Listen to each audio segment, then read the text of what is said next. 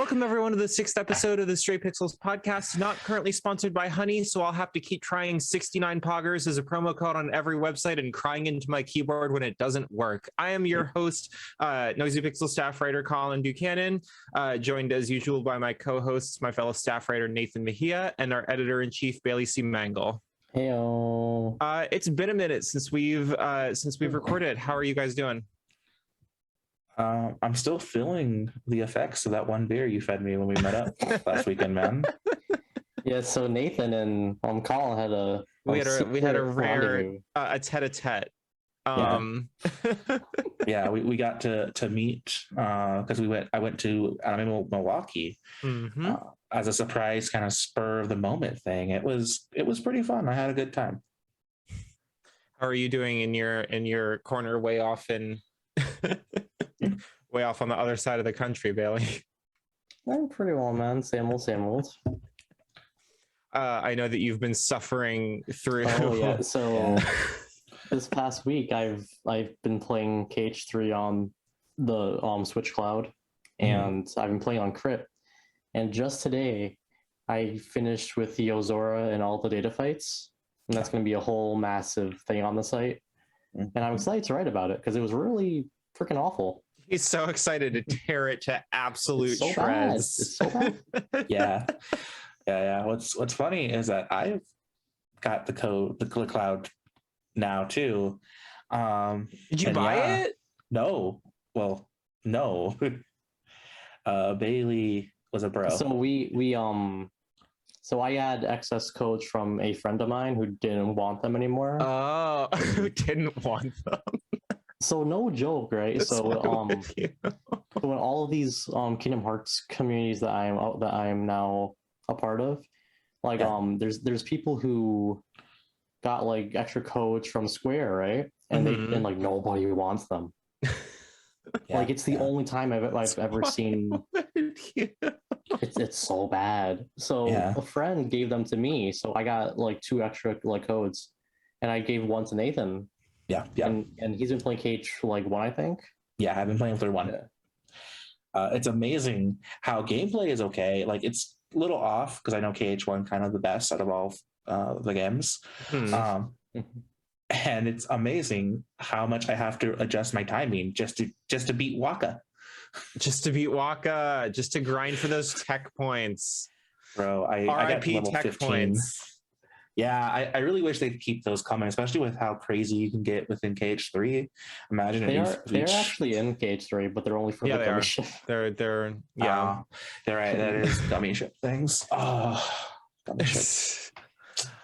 Okay, so we got kind of it was an inevitable announcement, but it was still a pretty big one this week. And I'm going to issue a content warning here at the beginning of this episode and I'm 50% joking, but also I'm somewhat serious because I know people that like would genuinely be upset by this.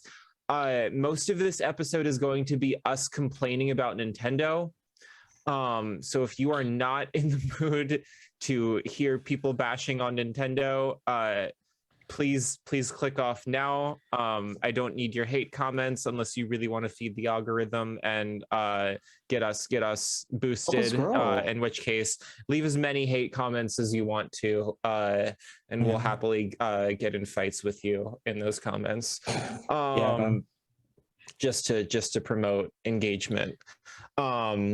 But no, seriously, I know people who are very emotionally attached to Nintendo. If you're not up for this, you can click off of this one. We'll be talking about something next week. We'll see you next week. I was gonna say see you next Tuesday, but that means something, so I'm not gonna say that. Bailey looks kind of confused. Bailey does look kind of confused. Always. We'll explain it to you when you get older, Bailey. Yeah. I'm not that much younger than you guys. No, it's a joke. It's the joke. So the big announcement this week, that is like there were a couple, but the one that was most pertinent was the forthcoming closure of the Wii U and 3DS eShop, and a bunch of people got confused because they saw March and panicked. So this is not March as in March, the month that starts in 2 weeks. This is next March of 2023. So you have a whole year to buy this. We are not going to sit here and fearmonger, panic monger. I'm listening. Wait, aren't you only able to buy them till next month? No, it's 6 months. For 6 months, I think they're dropping wallet support in a month, and then dropping eShop support in about 6 months. Like, I mean, like the point support in about 6 months. So after that point, you can't add any eShop points, Nintendo points to your 3DS or your Wii U. So for clarification, you can still go to a store that carries Nintendo eShop cards, buy those, and then use those to fund your wallet. Yes, 100%. So this is sort of similar to what Sony's solution was, where in order to make sure that there were fewer vulnerabilities in their system, they switched it so that PS3 games and Vita games, or I think it's just Vita games, if I'm remembering correctly. You have to buy them with PSN store credit, but you can buy that basically anywhere. So if you want to specifically buy these games with a credit card, do so soon. But if you're open to using the workaround, then you have a little more time, but it is still pertinent. It is still, and if you don't want to go to the store for eShop points, don't worry. Amazon does carry the cards, and they deliver almost instantaneously, so you still can use your credit card like that. So there are plenty of workarounds for this. Yes, there is. Reason I know this is because I was a 16-year-old when all these stuff was being implemented, and you had to use those cards. I remember. Yeah. I remember buying a Nintendo, a $10 Nintendo Wii Shop points card so that I could buy the Wii internet browser because it cost $5 worth of points. Forgot about that. Forgot. Oh my god! Imagine paying Nintendo $5 that to use I do that all the time. I pay Nintendo all the time. Nathan, man, you're part of the problem. I am, man. I'm not gonna say anything more because I'm gonna dig my grave. I'm supposed to be here semi-defending Nintendo a little bit. So we put out a featured post on the website a couple of days ago discussing a couple of our favorite games that are really difficult or impossible to find outside of the eShop, specifically the 3DS eShop, because obviously the Wii U's software library is pretty limited, and basically everybody already knows, because most of it is just stuff that carried over from the Wii shop, whatever that was. But we talked about stuff like the Etrian Odyssey series. All those physicals are pretty hard to get a hold of. All of the Shin Megami Tensei games are pretty difficult to get a hold of now. Radiant Historia Perfect Chronology. Go buy that, because it's going to be a shame when we lose this game. It's like we just lost Bailey. That was weird. I don't know why my camera just cut off. And also Theater Rhythm, Curtain Call. If you live in the US, you can get the cart for pretty cheap. So don't be too concerned about that. But do check the DLC shop if you already have the game, because there is so many good DLC tracks, including ones from Nier. And Persona Q and Q2. Q2 is not easy to find, so I would consider Q2 going and picking that up. I was lucky. I pre-ordered it. Same. Up until very recently, we thought that it was going to be the last physical 3DS game to ever be published. It turns out not, but that was cool to have for a minute. But one thing that not a lot of people have discussed so far is the very long list of virtual console games that are about to be completely unavailable for any form of legal purchase. So obviously, almost all of these games you can go buy a physical copy, but as you probably know, retro gaming is really expensive right now, prohibitively, problematically expensive. So a bunch of these are ones that we kind of recommend that you pick up if you're still willing to put any time into these consoles. I know it's hard to dig them out of the closet, but this might be your last chance unless you're willing to do some unsavory stuff. We still don't have I don't know what's going on. But like, we don't have your video, but we have your audio and it's coming through clear. So does your camera need to charge? Is that what's happening? Oh, it's a wired mic. I was gonna say it's probably a webcam. What's this guy? I don't know. This is weird. This is weird. But we gotta keep rolling as if nothing's happening. This is freaking part of the bit. Yes, absolutely. This is the bit. This is the bit. Bailey will sporadically be unwilling to show his face for the remainder of the podcast, so please deal with it. Yeah. So I'm going to start with Bailey. Bailey, did you spot anything in the rather extensive lists of these games that you want to specifically highlight? Man, there's so much. There's a lot. Honestly, like, for as much as we make fun of how slow the drip feed was, there's a lot that ultimately ended up on these services. Yeah. I mean, I guess the most prominent would be like the Game Boy stuff. I did see, so I didn't know this, but apparently, I think Golden Sun is on. No. Yeah, so Golden Sun is on the Wii U. Yes, you're all right. Yeah. Which you just reminded me to pick that up. Yo, I'm helping you out, Nathan. I know. It's not as good as you remember it, but that's beside the point. That's a separate podcast. That's a separate podcast. I will fight you. I will fight you right now, man. Just to prevent me from going off on too much of a tangent, there's a really good K-Bash video on Golden Sun. He actually has 3 of them. He made one for each game where he just rips the writing to shreds. Go watch it. He's really fucking funny, and he deserves the subs. He does not have enough subs. There is a lot of GBA games on the Wii U. Unfortunately, the 3DS eShop never included GBA games, even though it can run them. There were actually 10. Go for it, Nate. I'm gonna explain my statement, but go for it. Yeah. No, go ahead. Continue. So the reason why there are some, but they're not actually available to purchase, is because if you were a 3DS ambassador, which is an early adopter that signed up for an eShop account in the very first window of 3DS availability, they gave you 10 free Game Boy Advance games. I don't remember what prompted them to do this. I believe there was some sort of upset going on at the time, but GBA games on 3DS are weird. You can't they're running natively is the thing. They're not actually emulated, they are ports. So you can't put the console in sleep mode, you can't create save states.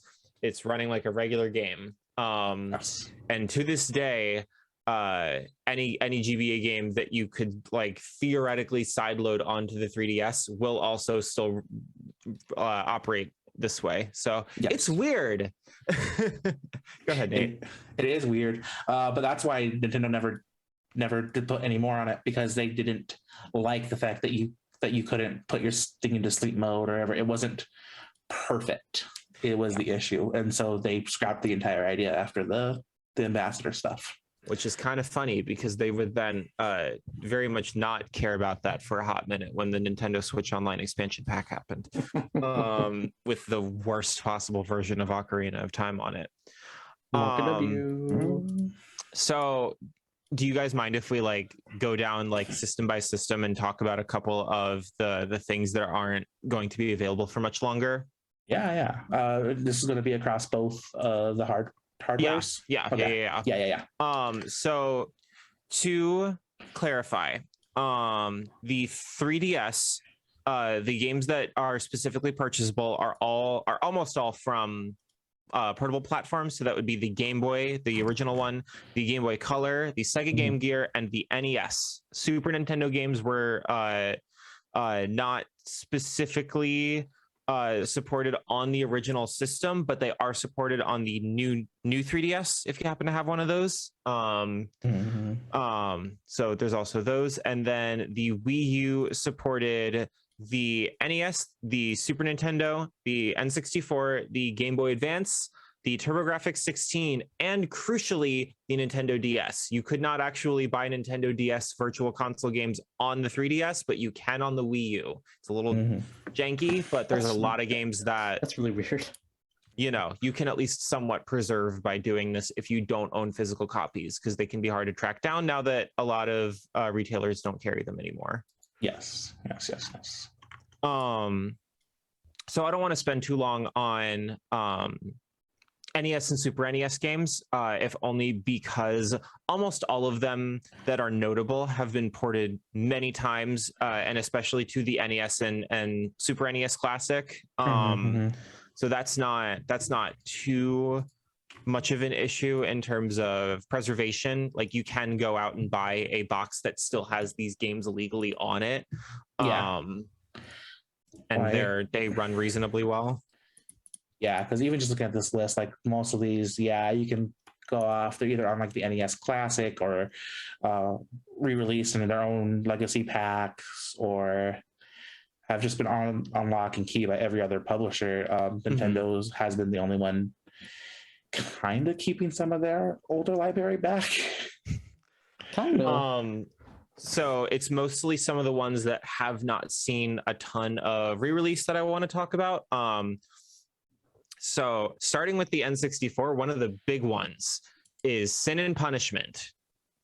So if y'all don't know what Sin and Punishment is, I don't blame you, but you owe it to yourself. So Sin and Punishment is an on-rails shooter, sort of like a ground-based version of Star Fox 64 that originally released on the Nintendo 64 and barely existed outside of Japan. It was never officially released, but it's kind of become a cult classic in the time since, to the point where Nintendo did put it on the North American eShop, basically on localized, and they localized the sequel that's out on the Wii, which is really good. Highly recommend.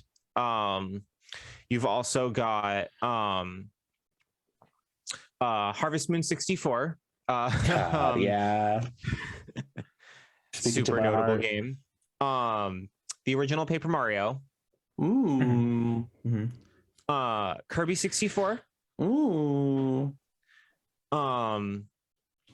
you've got a couple that are off the beaten path, like Ogre Battle. Ogre Battle's never seen the light of day again. So if you want it, go get it, because Square does not remember that this game exists. F-Zero X. Nintendo does not want to make a new F-Zero game, so this is your chance to go buy one. I do wonder how they would make a new one now, because they would be competing with themselves. They're too busy making 25 new courses for.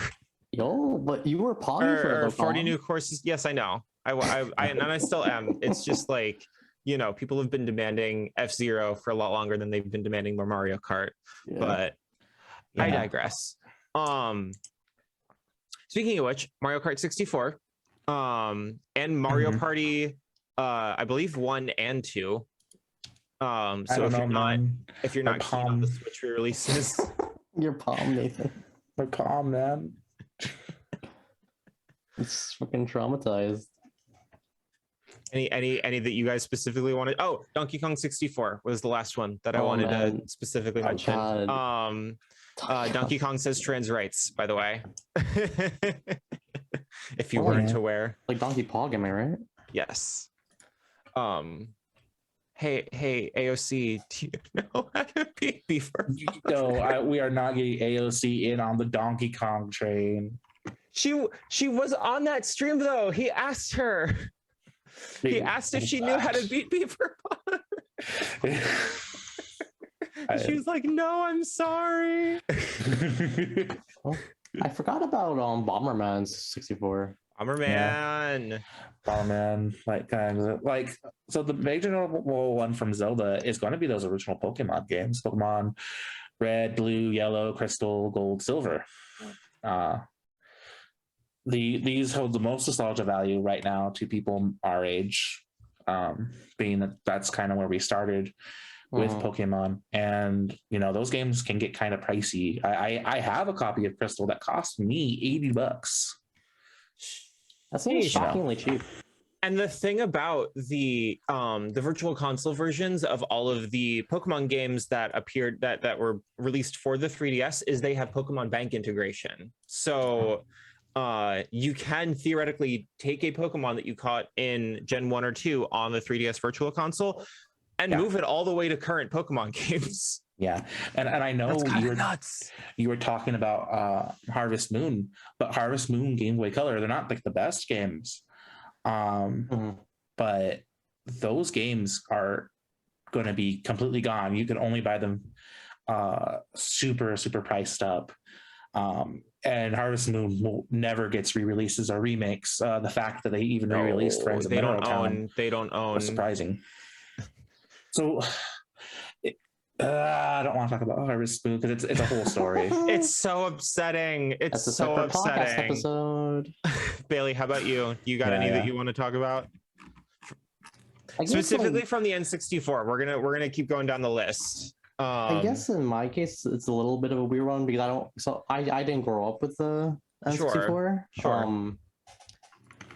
So like the only exposure I've had to it was from the Wii Virtual Console, which is kind of funny. I guess like from the list here, I do unironically like Bomberman 64. Bomberman 64 is kind of like a big it is a big one of these. Like we've gotten more Bomberman since, but yeah. It's a very scuffed game, but I don't know, like it was no, I get what you're saying. Yeah. For like what it was trying to do back then.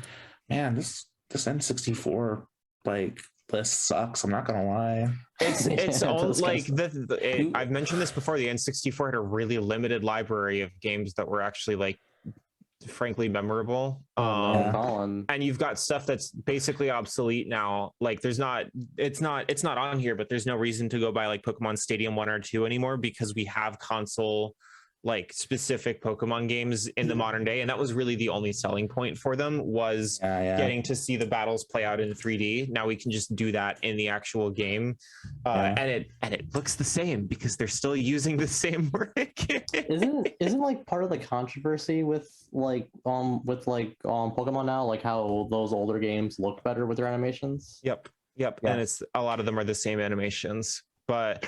Anyway, this is not the hating on Pokemon episode. That comes later. That comes later. That's the Game Freak episode.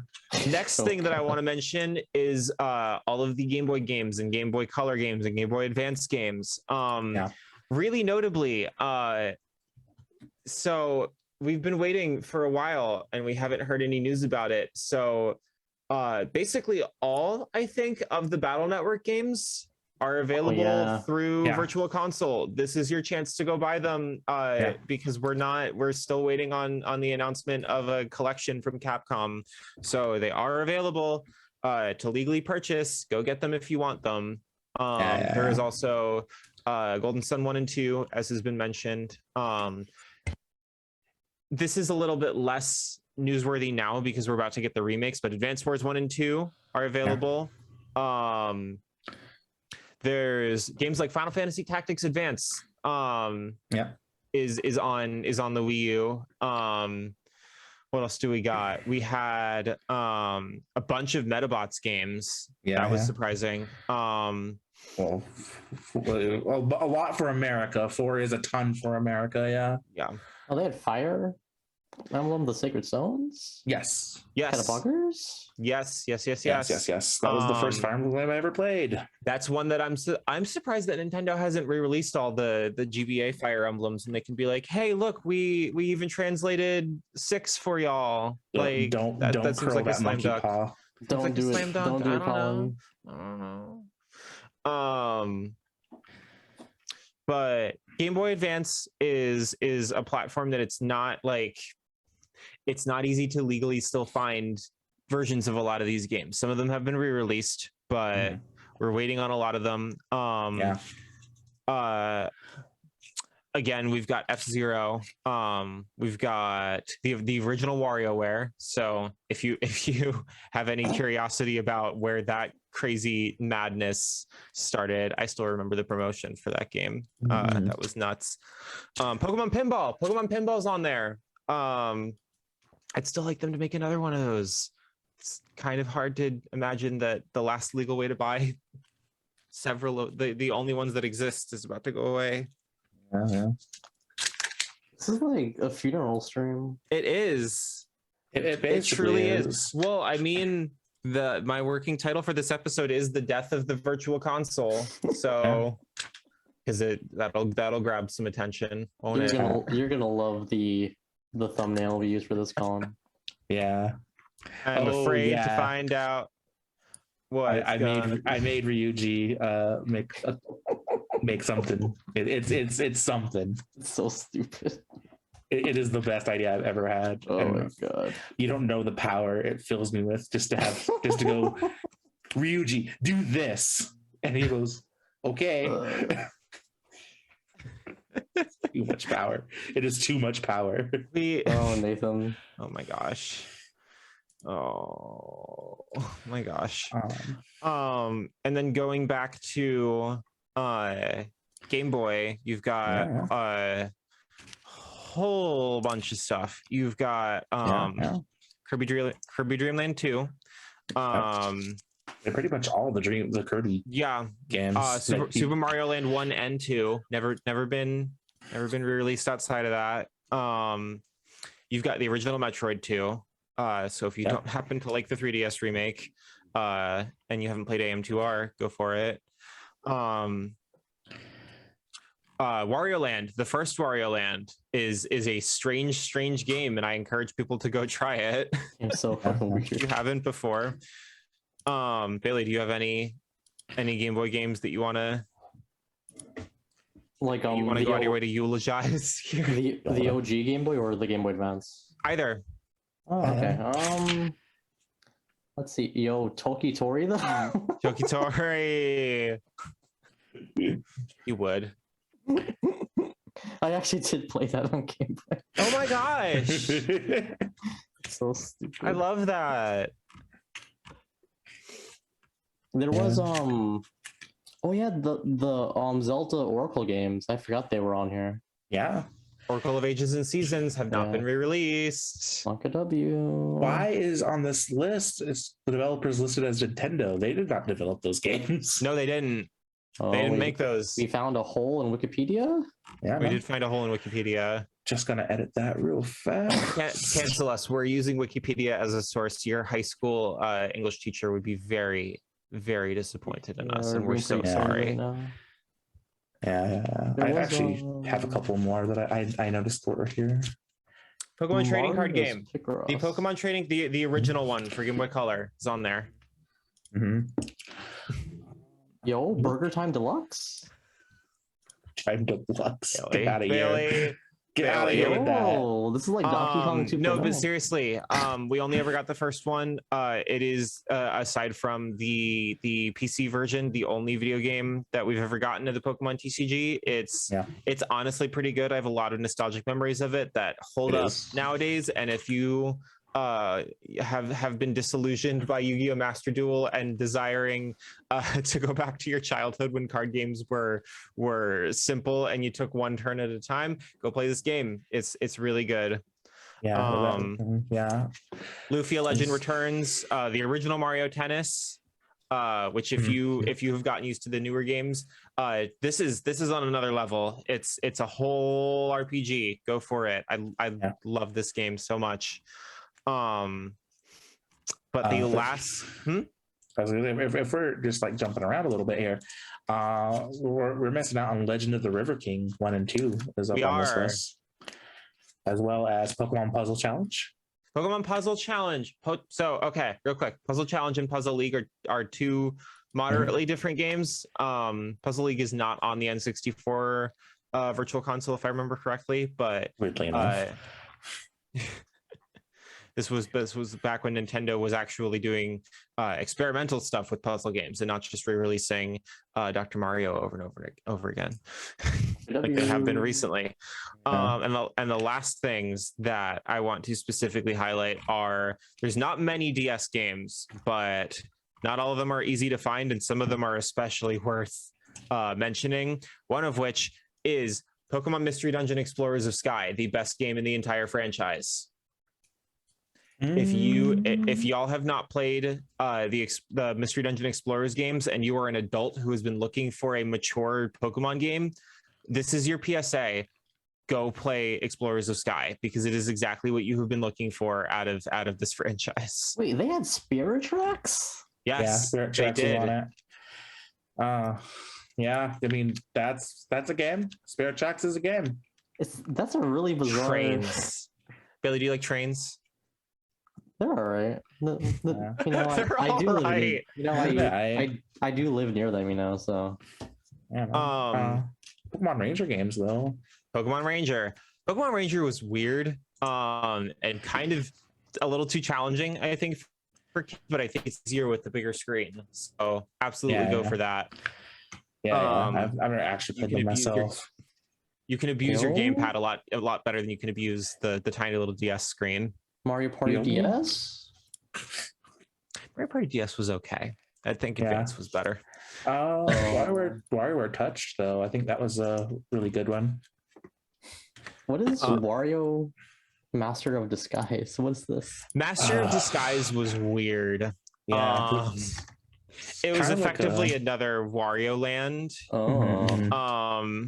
But they didn't call it that for whatever reason, which is weird because I think a lot of people have very, very fond memories of Wario Land 4, which is one of the Game Boy Advance games that I forgot to mention before. Was actually like one of the original, like one of the first Game Boy Advance games they ever came out with, and it's phenomenal if you've never tried it before. Yeah. You know, it's weird. I'm looking at this list because I don't think Wario Land 4 is on the GBA, of course. It's on the GBA list. Okay, cool. And I didn't see it before. Wario Land 3 at the very least is here, but you're conveniently missing Wario Land 2 and 1. And one last thing that I want to real quick mention, because it was not on our list and I'm still salty about it. Both Picross 3D and Picross 3D Round 2 are about to be unavailable basically for purchase. Picross 3D is on the Virtual Console for the Nintendo DS on Wii U, and it is very playable because you really only need the bottom screen, so you can just basically play it on the gamepad. The top screen is just for your timer. And 3D Round 2 was never physically released in the United States, so this is your opportunity to go buy it. These games are addictive as hell, and it's easily over 100 hours worth of like some of the best puzzle game that I've ever played. So absolutely go grab them if you have any interest at all. They are adorable, and I highly recommend them. Any last gems for you, Bailey? Honestly, Super Mario 64 DS is a fascinating case. They've never released this version of the game. Never will. Sad. I know. I'm like part of the few that actually prefers that like version, because I didn't grow up with the OG one. I think if they were to like this is like a whole other like on topic, but like if they were to like actually put on like modern platforms with like 360 controls, I think it'd be the best. I think it'd be like the best version of that game. Oh, absolutely. I think so too, honestly. I think that it's just like a lot of people barely remember it.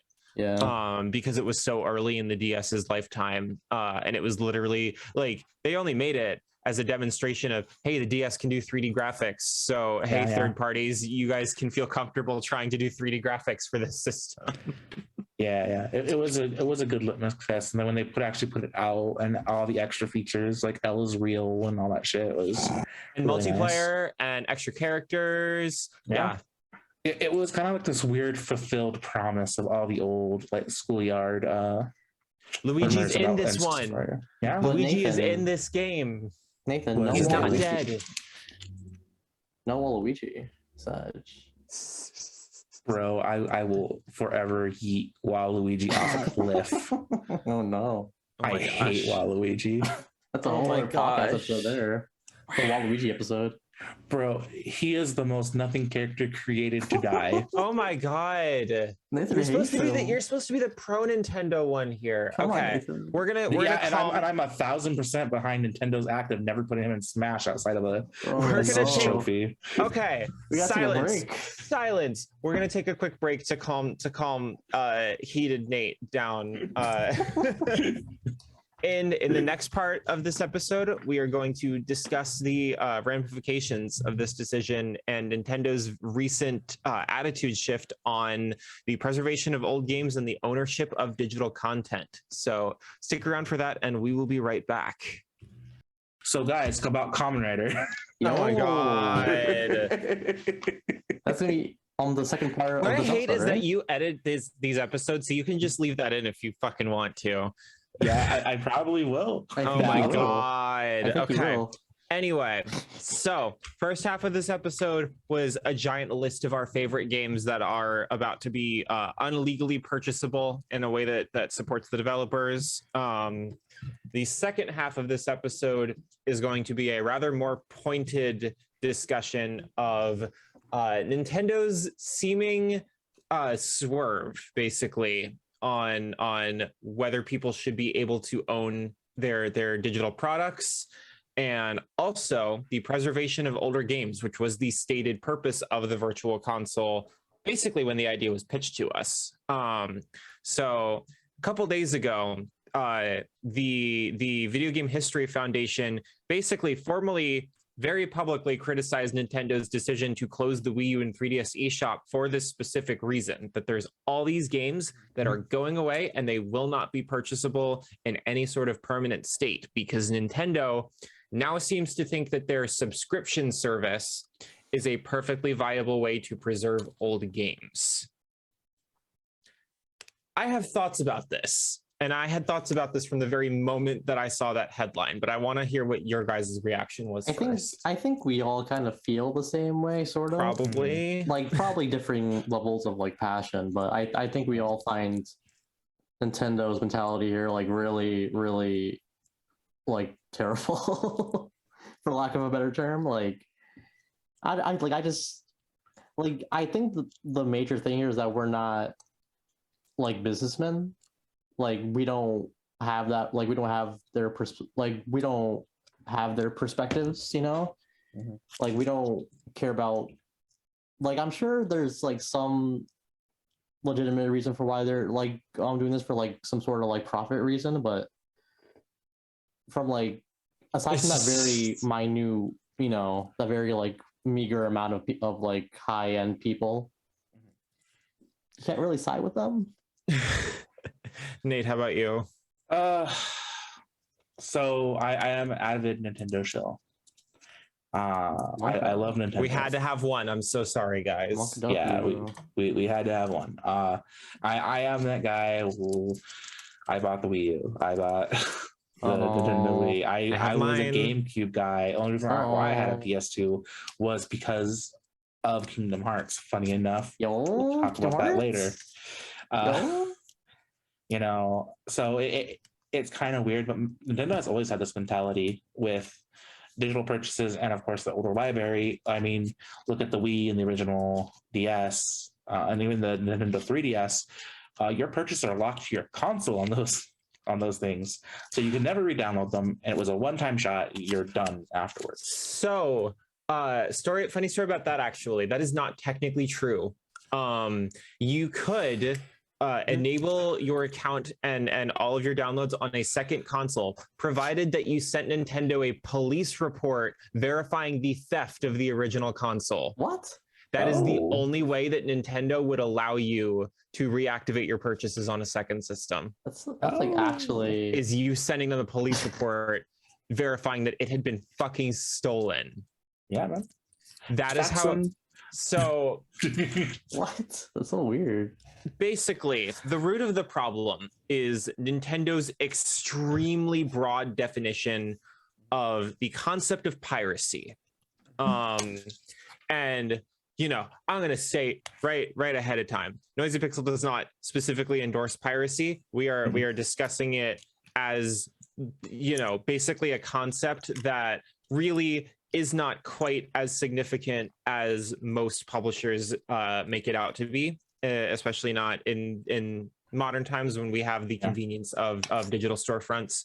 But Nintendo for decades has pretty firmly seen literally any usage of its video games outside of exactly the way Nintendo wants you to experience them as piracy. And this extends to things like them shutting down Super Smash Brothers tournaments because they were using modded games, despite the fact that those games were purchased legally. This extends to the takedown of Gilvasunner that happened last week, where his massive archive of over 1,000 older Nintendo songs was basically nuked off of YouTube with copyright strikes. Even though Nintendo does not have this music up basically anywhere for streaming, you cannot hear it outside of the game that it appeared in, and this includes fan games.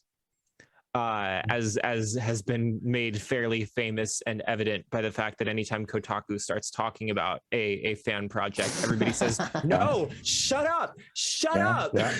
Well, these only survive if people don't know about them." The way that Nintendo wants us to hear their music is to turn on Smash Ultimate while it's in handheld mode, right, and put it in your pocket. Yep.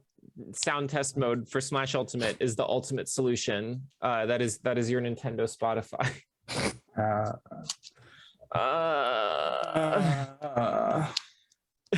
We should all do that. Like if we all meet up. Yeah, just bring our Switch with Smash Ultimate. Bro, I'll smash anytime, but Nathan, he chose his words carefully. I did. It's just yeah.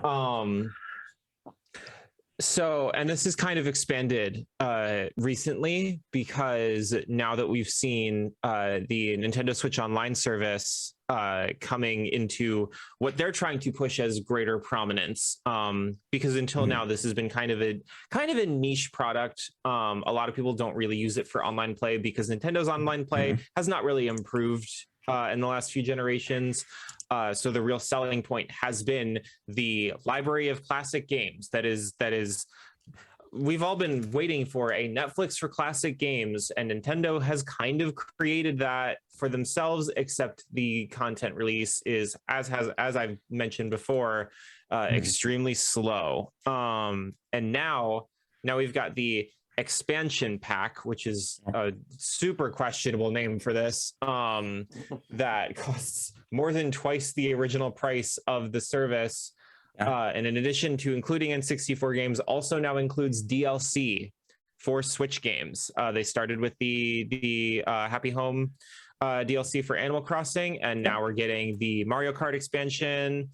So it all feels very much like a push towards Nintendo wants you to keep paying them for the same stuff over and over again. They'll make it look convenient now so that you keep paying them for the product that you could have just bought for much less than they'll eventually get out of you. It's a really weird practice when I think about it, because I feel like in the long term, if you just wait a couple years or so to buy the Switch Online plus the pack, you'll get a lot more value out of it than if you buy it now.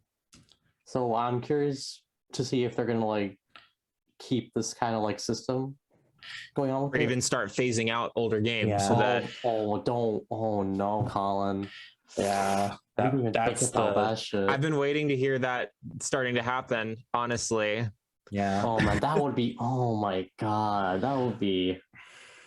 No. I don't think they're gonna do that. I think they're gonna stop adding DLC soon, though, because they're gonna wanna not. They're gonna realize they can't phase stuff out. That's a pretty cool thing they do. When they I think the idea of them including DLC in this pack is pretty cool, honestly. Yeah. But it's going to get a lot more valuable the more they include with it, which is why I think they're not going to... I think they realize it's getting a bit much from potential value they could have. Yeah.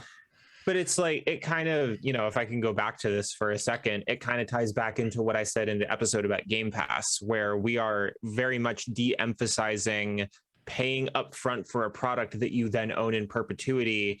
And we are really shifting towards Nintendo wants you to pay them year after year after year for the subscription service for the content that you're already using or you will already be using in your games, so that you have to keep that subscription going, or you'll lose out on, you know, how many dollars worth of value that you would then have to pay for a la carte. It's very much a sunk cost, which is how a lot of people feel about services like PS Plus, where you have to keep your subscription going in order to use all those hundreds of games you may have built up over however long you've had the service. If you just stop paying for PS Plus, all of those games go away. And that's sort of how I'm feeling with this, where now all three of these platforms have systems by which they can just hook you by the balls for content that you're already using, and make you keep paying for the subscription service. Otherwise, you lose a whole bunch of stuff that you were already doing. Yeah. So I will say, it is a problem, but I think it's viewed differently for Game Pass and PS Plus, because usually what we're thinking of when we buy those services, you know, I was already paying for online for Xbox 360. I was already paying for online on Xbox 360. Jesus Christ. I was already paying online for Xbox and PlayStation. They're adding games into the service. Okay, cool. You know, it's like a whatever for most people. And it's because they find value in the online components and playing with their friends rather than the games themselves. And the games are just a bonus. So I think that's why it's not viewed as thing. But here with Nintendo, you know, with online being not why you play Nintendo games. It's like the opposite for them. Like the online is like the supplementary part of it, and the games are the primary like benefit from the purchase. Yes, exactly. When I first heard about the way that they're doing NSO, one of the first things that I actually thought was Nintendo has probably been waiting for years for the chance to start charging for online multiplayer the way that almost everybody else does. Everybody except for Steam, and that's because they don't really handle online multiplayer on their own servers. Charges for online services now. And I do feel like this was a follow the leader thing. Nintendo were like, hey, we want to do this too, but we can't get away with charging the $60 a year because we don't have nearly as big of a catalog of games that people can actually play online. It's basically just people would want this for Mario Kart and Smash. And that's kind of it. So I think that the games were a way of sweetening the pot almost. And I saw pros and cons, and I still do see pros and cons. Because obviously the consumer is paying a much lower price than they would for all the games individually. The trade-off being that you probably don't give a shit about 70% of the games that are available to you, unfortunately, because there's a lot of filler on there. They actually last week they updated the SNES app for Switch Online with Super Metroid. Now, Super Metroid was already on it. What they did was they created a custom save state that puts you at the end of Super Metroid with all of the powers unlocked. And they said that it was to try and get people to play this and then want to play through the whole game. And they called this new content. Like it's got its own dedicated button in the app. It's called the special versions. Wait, then like I think like Kid Icarus and a couple of a couple of other games have that same thing, right? Yep. And it's just like I don't know what's going on where they're having this much trouble getting new content for this service. I don't know if publishers aren't willing to involve now that they're not getting like a fixed amount of every sale. Because like Earthbound and Earthbound Beginnings were already on previous virtual consoles, but now we have to make a whole nother announcement just because they're likely to be the only thing that's getting added to this service in the near future that anybody gives a crap about. Yeah. So it's like this isn't even working for the purposes of giving you a massive library of old games. It's actually a really limited library if you consider that most of it's stuff that either we don't care about, stuff that stuff that no one was asking for, that hadn't come here before. Like there's like a lot of like old arcadey games, old platformers and stuff, but like unless you're looking to go out of your way to play that stuff, you don't care. And a lot of space in between releases. For what you're paying for. So it's hard to even really consider this like any sort, like the idea that this is their new game preservation method is kind of insulting, honestly. Which this isn't any way to preserve a thing. I honestly think if they would release, maybe not virtual console again, because we've seen how just bad they are, but if they would get something or just sell them, I don't even say use them for free. I mean, sell them. So the entire NES, I'm willing to pay for stuff.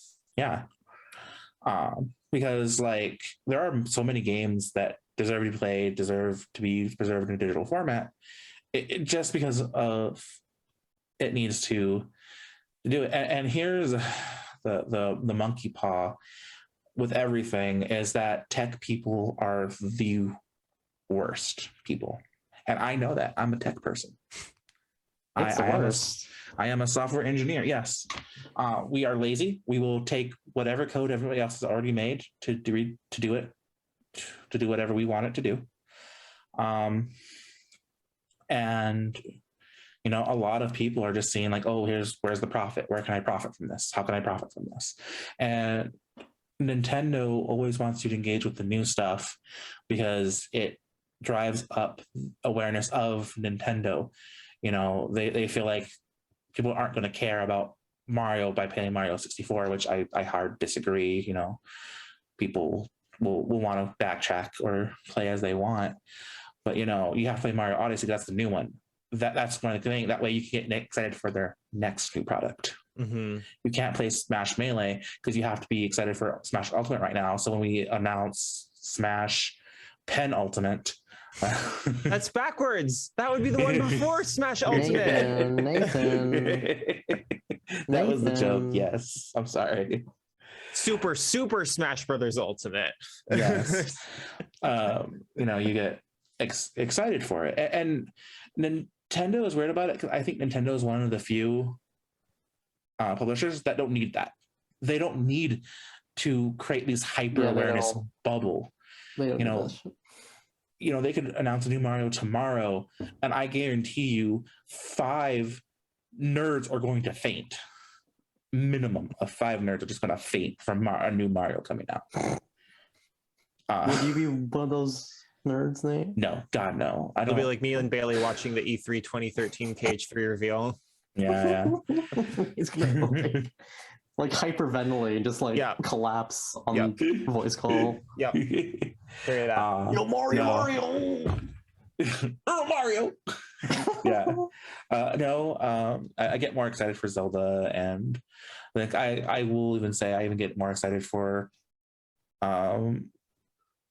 excuse me. No, I just can't think of the name right now, but Kid Icarus. When Kid Icarus was announced way back, Awakenings was announced, that was a massive reveal and people were excited. Uprising? Yeah, Uprising.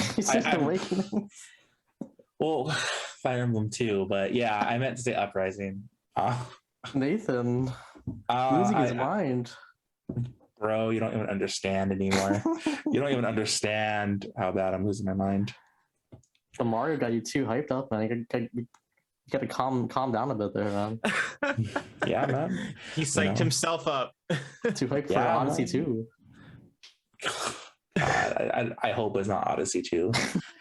I hope. I love Odyssey, don't get me wrong, but I kind of want to see the next new thing for Mario rather than like, oh, let's just redo Super Odyssey. Mario Galaxy 3. Let's go. Mario visual novel. Let's go.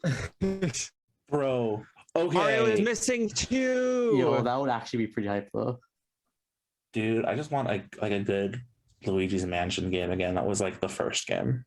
What do you mean? Oh, you don't like 3? Like 3. 3 captures some of the the magic, but it just misses just that little bit. I just Nathan's a Luigi's Mansion connoisseur. Yeah, man. Dark Moon sucked. Yeah, that's what I hear.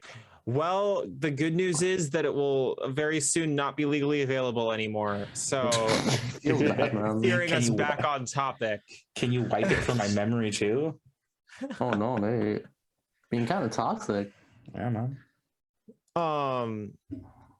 So it kind of sucks to see like what's going on in terms of like the actual game preservation angle here, because like unless you go out of your way to jailbreak your stuff, which again we don't necessarily endorse, but it's difficult to be like, yes, you're going to be able to keep playing these games on these consoles in perpetuity, because like I feel like no one can reasonably blame anybody else for resorting to that like sort of thing for like products that you just can't buy anymore. Like yeah. Like if you have no other choice, then because no one's gonna care. We're on the fifth decade of video games as a medium, and a lot of these companies, especially Nintendo, because they've been around the longest, do need to start taking responsibility for the preservation of their older titles, and not just when it commercially suits them. That is kind of like a question. Like, do people? So, like, I've seen people say that they don't have an obligation to upkeep their old library. I can't agree with that, honestly. Right? Like, this is the only medium of art that I can think of that like you can't put these in a museum, really. These are interactive experiences that take more than a few minutes to like really appreciate. So the only way that these games get preserved legally is for these companies to lean in on it. Because we're not, I'm going to preempt the possible discussion. NFTs would not solve this problem. Oh God, no, that's not going to solve this issue. I know this wouldn't happen nowadays, but this kind of makes me think back to the PS2 GameCube era where Sega made the Sonic Mega Collection. Mega Collection, and for the time that was insane to me because that's how I grew up with all those older Sonic games. And you wouldn't see that type of collection being made now, because even now they're making just the OG trilogy. Well, you've got, so in recent times we've seen all the Mega Man Legacy collections. We've seen the continued existence of the Namco Museum games. You can go on PSN and Xbox Live and all kinds of very old classic games. But what we're talking about here is a lot of the stuff that it hasn't necessarily been commercially viable to make a huge re-release of, to port it to all these modern platforms. And add all of the modern hardware support that's required.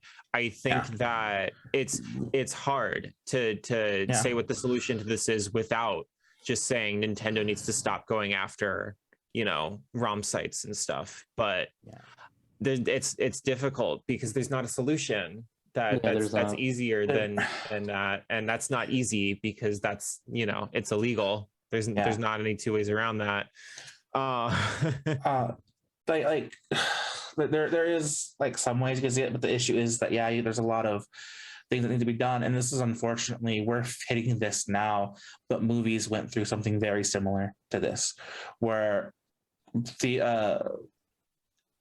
app developers, studios would literally write just destroy canisters of film because they didn't have room for it. They didn't have room for it. They didn't care. Nobody's going to want to watch these anymore.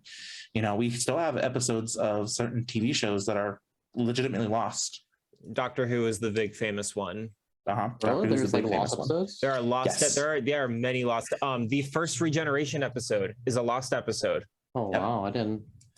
That seems kind of weird. Because that's such a big series. It wasn't at the time. The BBC did not see value in preserving it at the time. Now, of course. Now, of course, that would be worth millions of dollars, but wow, that's really sad, actually. Or pounds, I guess. Pounds, yeah, no, it's really sad. So we're coming across this, and the real solution is going to be, I think, is libraries nowadays have digital services to play games, and I would say make these older games available to libraries. That's phenomenal. I had not thought of that. That's a really good one. Yes. Yeah, if you guys didn't know, you're if you live in the United States, your local library probably has video games. Go check it out. yeah. Seriously, I've saved so much money. Well, when I was a kid, so like we had these like I don't know what they, so like we would like, so like there would be this, I think it was like a Scholastic thing they would hold where you could buy like books during like some sort of like sale. The book fair. Yeah. That's a big US childhood memory. I guess it was a book fair, yeah. But and they would be in these like magazines. And no joke, for some reason, one of these like book fairs, they had Sonic Riders Zero Gravity. And that's how I got it. And I remember when I bought it, like the people around me like were like judging me so bad. Mm-hmm. But man, I was so hyped, bro. I was so hyped to play Zero Gravity. Bro, how can you like Sonic in this tumultuous time? Soon. We're gonna talk about it. We're gonna have that discussion. Frontiers is happening. Oh, man, dead. Don't even get me started on Frontiers. Oh boy. Bro, what if it opens up and your favorite? Of Sonic, though, there is so they are making that Sonic Origins collection, which is a 1, 2, 3, and Knuckles, I think, and that's it. Yeah. I have no idea what's happening with that because it's been delayed for like technical issues and really, yeah, like there's been like no news on it because it was supposed to come out like a good while ago, I believe. But there's just been, and it's so weird to me because that's such like, because they're older games that have been brought over many times. I'm not sure what that would, what problems that would cause. Well, correct me if I'm wrong, but they're going to use the Christian Whitehead versions, right? I don't know if they're going to use the Christian Whitehead. I guess there are problems with 3 and Knuckles because of the whole Michael Jackson thing, but like, Michael Jackson. It's such a weird issue. Yeah, it is such a weird issue, and I wonder if with that, if they're going to do, 3 and Knuckles. Mm-hmm.